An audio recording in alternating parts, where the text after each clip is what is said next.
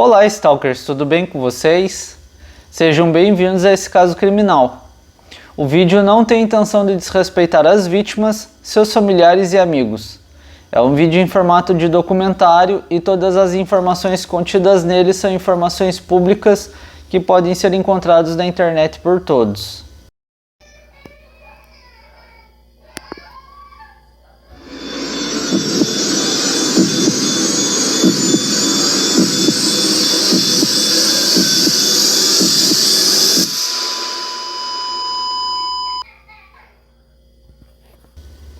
Eu sou o Christopher Matos, do canal Stalker Criminal, e a confiança, quando é demasiada, é perigoso demais. A traição vem de onde menos esperamos. Esperamos sempre a sinceridade, mas podemos receber alguma coisa que não estamos esperando e que com toda certeza vai desagradar a gente. Cuidado, nunca é demais. Mas antes de te contar mais esse caso, quero te convidar a se inscrever aqui no canal. Tem muita coisa boa que você gosta e com toda certeza vai ter muito mais coisas boas. Ativa o sininho para não perder nada e receber tudo em primeira mão. Curte e compartilhe com quem gosta de casos criminais reais. Comente com o devido respeito para que seja agradável a todos. Então vamos, senta e escuta esse caso. E o caso de hoje é sobre Seth Tyler Jackson. Ele nasceu no dia 3 de fevereiro de 1996, na cidade de Summerfield, no condado de Mary, estado da Flórida, nos Estados Unidos. Ele era filho de Scott e Sonia Jackson. Ele tinha dois irmãos mais velhos chamados Scott Jr. e Stephen Jackson. Em 2011, na época dos fatos, o Seth frequentava o segundo ano no colégio Belleville High School. Quem conheceu o jovem dizia que ele gostava de fazer as pessoas rirem e que era generoso, além de sonhar em seguir carreira de competição em artes marciais.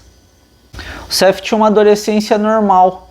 Ele tinha muitos amigos e era visto como um garoto popular. Todo mundo falava que ele era apaixonado por animais. Inclusive, ele fazia parte de algumas ONGs no resgate e acolhimento de animais em situação de rua. O Seth, ele tinha um melhor amigo, um rapaz chamado William Spamalot. Os dois eram praticamente inseparáveis. Em 18 de abril de 2011, em uma segunda-feira, William estava tentando entrar em contato com o Seth. E ele passou o dia todinho mandando mensagens para o amigo e ele não respondia. Ele ligou várias vezes, mas sem sucesso. O telefone só dava caixa postal.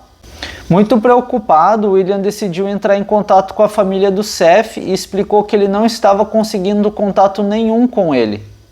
Os familiares não perderam tempo e ligaram imediatamente para a polícia.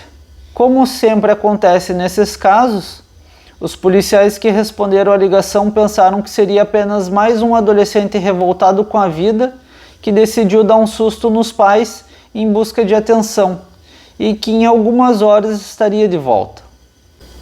Os policiais pediram para os pais do garoto que aguardassem 24 horas para poder registrar uma queixa. Nesse meio tempo, a mãe do Seth, a Sonia, começou a enviar mensagens e ligar para o filho sem parar.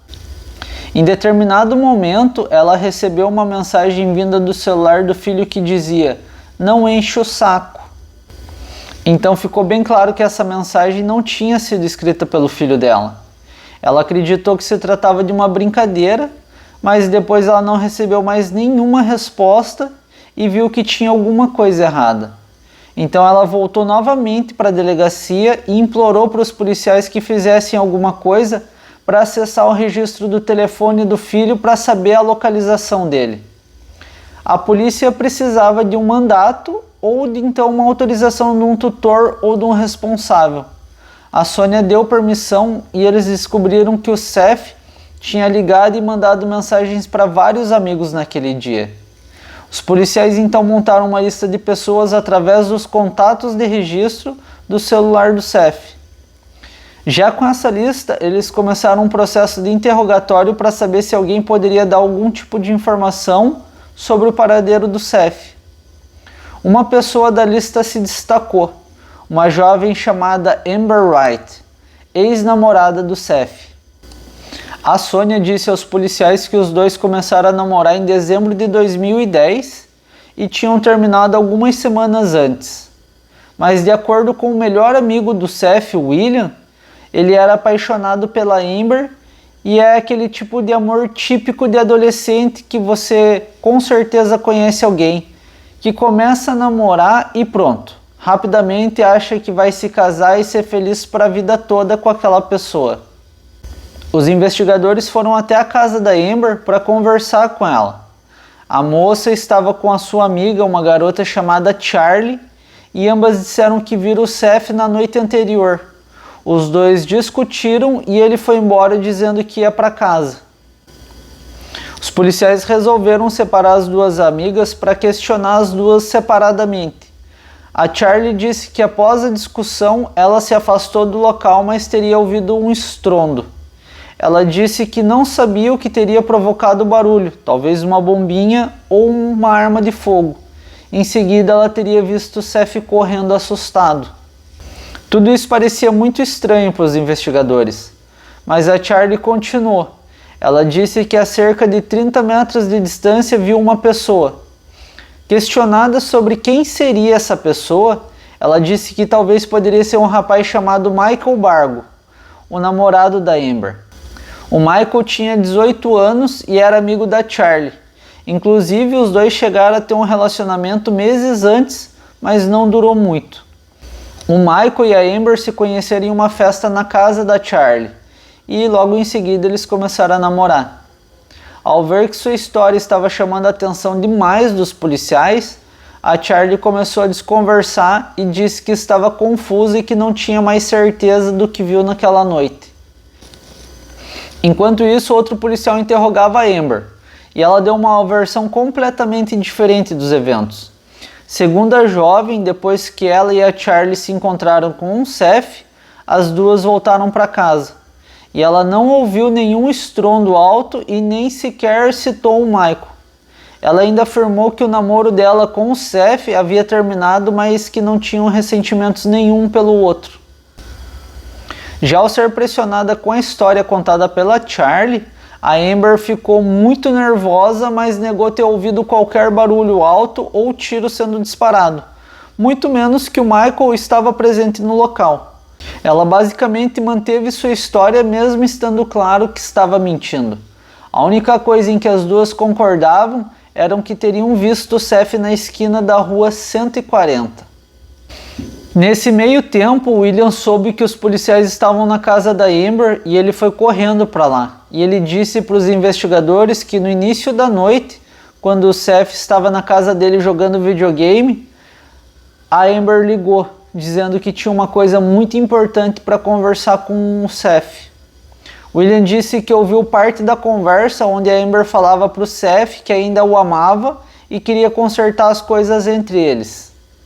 Depois que o Seth falou com a Amber, ele decidiu ir embora e ele falou para o amigo que ia para casa porque precisava pensar sobre algumas coisas. O William disse que não sabia que o Seth iria se encontrar com a Amber, e ele e o amigo tinham até combinado de sair depois da escola no dia seguinte. Mal sabia o William que aquela seria a última vez que ia ver o melhor amigo com vida. O William também disse aos policiais que o atual namorado da Amber, o Michael, era envolvido com coisas erradas e ele deu uma breve descrição do rapaz, dizendo que ele era cheio de tatuagens e tinha piercings e que se gabava de ser líder de uma gangue. Mesmo com todas as informações que apontavam para algo pior, os policiais ainda continuavam acreditando na teoria de que o Seth seria um garoto problemático e revoltado e que fugiu por conta própria.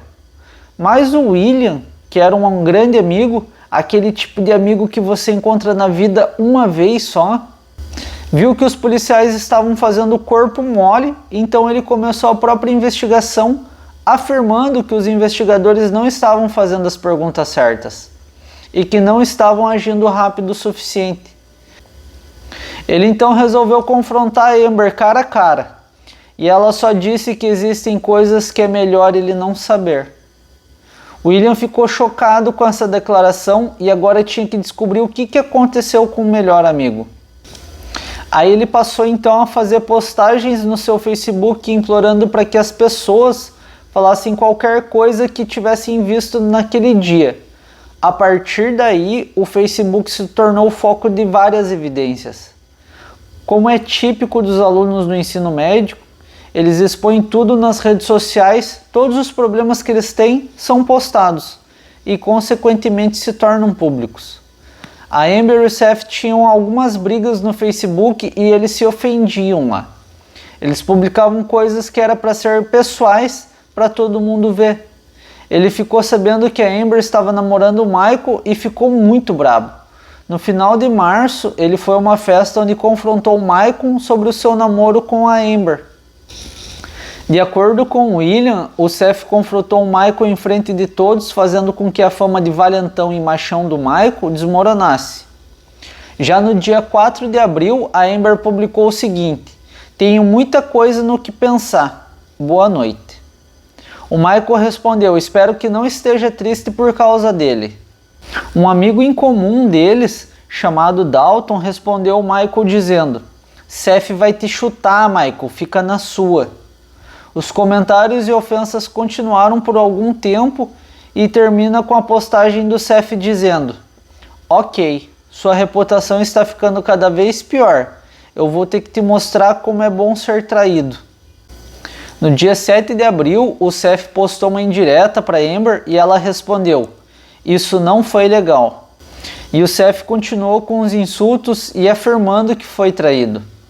A rivalidade e os xingamentos no Facebook só aumentavam com o passar dos dias. E agora não só o Seth estava discutindo com a Amber e o Michael, mas ele também estava brigando com o Kyle, irmão da Amber, e muito amigo do Seth também. O Kyle pediu para ele parar de atacar sua irmã ou a amizade deles acabaria. Apesar de ter sido confrontado pelo Seth na frente de várias pessoas e não ter feito nada, o Michael era uma pessoa perigosa e ele costumava andar armado, e ele até recebeu uma ordem de restrição de sua ex-namorada por ter ameaçado ela diversas vezes. O William procurou a polícia com todos aqueles prints daquelas postagens e os investigadores então concordaram em interrogar o Michael para esclarecer tudo. No entanto, ele não foi encontrado em lugar nenhum. Mesmo assim, o William não parou e resolveu ele mesmo procurar o Michael por conta própria. Quando o William estava procurando o Michael na sua casa, ele encontrou o Kyle do lado de fora e aproveitou para perguntar para ele onde o Seth estava. O Kyle disse gaguejando que não sabia de nada, mas tinha alguma coisa estranha naquela resposta, porque para alguém que não sabe de nada, ele estava muito nervoso. Já na manhã seguinte, 19 de abril, uma terça-feira, uma mulher chamada Tracy Ride liga para o departamento de polícia. A Tracy é a mãe da Amber e do Kyle e pede para que um policial vá até a sua casa porque o Kyle tem informações sobre o Seth. A polícia levou o Kyle e a Amber para o interrogatório e os celulares deles foram confiscados. O Kyle foi levado para uma sala onde foi interrogado na presença da mãe, e ele disse aos investigadores que o Seth foi à casa da Charlie para falar com a Amber naquela noite em que ele desapareceu e que a Amber, a Charlie e o Michael estavam no local. Poucos minutos depois, eles começaram a discutir e o Michael acabou atirando contra o Seth. A Amber foi chamada para outra sala pelos investigadores e ela conta uma história semelhante, mas segundo ela, ninguém sabia que o Michael ia atirar nele e que o combinado era só dar um susto no Seth. Se dar um tiro contra uma pessoa não é um susto suficiente, eu não sei o que é se assustar então, né? Devido às suas ameaças no Facebook, a Amber afirmou que quando ouviu os tiros, se trancou com a amiga no banheiro. Ela também falou que o Michael ameaçou elas, falando que se elas contassem para alguém, ele ia fazer a mesma coisa com elas. Ouvindo isso, os detetives resolveram chamar Charlie para o interrogatório e ela falou basicamente a mesma coisa. Após serem interrogados em separados, os detetives acharam melhor colocar os três na mesma sala, sem que eles soubessem que estavam sendo gravados. E eles finalmente começaram a confessar tudo. Na conversa deles, eles deram bastante detalhe do que tinha acontecido porque eles não sabiam que estavam sendo gravados. Então eles tentaram combinar alguma história, alguma coisa que amenizasse a gravidade do que eles tinham de fato feito. Já os investigadores não tinham mais nenhuma dúvida que todos eles estavam envolvidos com o que aconteceu com Seth. Todos os três foram autuados e presos. Nesse ponto, a polícia passou a vasculhar o telefone deles para ver se achavam o Michael. A confissão deles foi tão assustadora porque eles basicamente deram detalhes daquele plano cruel e a Amber nunca teve a intenção de voltar com Seth. Os detetives notaram que tudo que o William desconfiava era real, que a Amber levou Seth por uma emboscada. Eles falaram sem saber que estavam sendo gravados sobre ter levado Seth para casa da Charlie, porque ela morava num lugar distante de tudo e ela morava também num trailer. E ali seria ótimo lugar porque ninguém veria e ouviria nada. A Amber então combinou com o Michael que assim que ela levasse o Seth para o local, ela avisaria ele e o plano era tão sórdido que havia um outro menino chamado Justin solto que fazia parte do plano. O combinado era que quando a Amber entrasse no trailer, o Justin mobilizasse o Seth e o Kai ajudaria a segurar ele no chão para que o Michael atirasse. Mas o plano não deu certo porque o Justin não teve coragem e ele congelou. O Seth não acreditou no que estava acontecendo e de repente o seu amigo, o Caio, aparece e tenta derrubar ele, mas não consegue. O Michael, que estava armado, foi para cima do Seth e disparou 2 vezes, mas ele não caiu e ainda conseguiu sair correndo em direção à mata. O Justin e o Michael saíram correndo atrás dele e conseguiram derrubar. Então o Michael atirou novamente, mas mesmo assim o Seth continuou vivo. Eles arrastaram ele de volta para o trailer e colocaram ele numa banheira. E daqui para frente eu não vou poder falar, não vou poder detalhar, porque como vocês sabem aqui o YouTube, a gente não pode falar tudo porque o crime foi cruel e brutal. Resumindo, o Caio e o Justin ficaram encarregados de limpar a bagunça, enquanto o Michael terminou o que começou. Só para vocês terem ideia do nível de crueldade deles, o corpo do Seth foi encontrado em baldes com pedras no fundo de uma pedreira. Durante as investigações, a polícia descobriu que um homem chamado James Haley, padrasto do Michael, ajudou os garotos a se livrarem dos baldes na pedreira. O James foi detido pelos policiais e ele admitiu ter ajudado os jovens, mas alegou que não sabia o que tinha no interior dos baldes. Ah, tá bom que alguém me pede ajuda para se livrar de balde e eu não vou querer saber o que tem dentro, ainda mais num lugar daquele. Ao todo, 6 pessoas participaram do crime e o único que não tinha sido preso era o Michael. Na busca feita no trailer, os investigadores encontraram vários vestígios do crime, inclusive algumas partes do corpo do Seth que foram deixadas para trás. Mas como estava foragido, como eu já mencionei, ele foi encontrado na casa de um amigo e foi preso e acusado como um dos mentores do crime. O crime abalou a comunidade. Os pais e os irmãos do Seth ficaram muito abalados. Eu não encontrei nenhuma declaração deles a respeito do acontecido. A Amber, a Charlie e o Caio ficaram aterrorizados quando os policiais falaram para eles que todos iam presos porque eles falaram que eles não fizeram nada. A Amber, a Charlie, o Caio e o Justin foram a julgamento e todos foram condenados pelo crime, sendo sentenciados à prisão perpétua sem direito à liberdade condicional.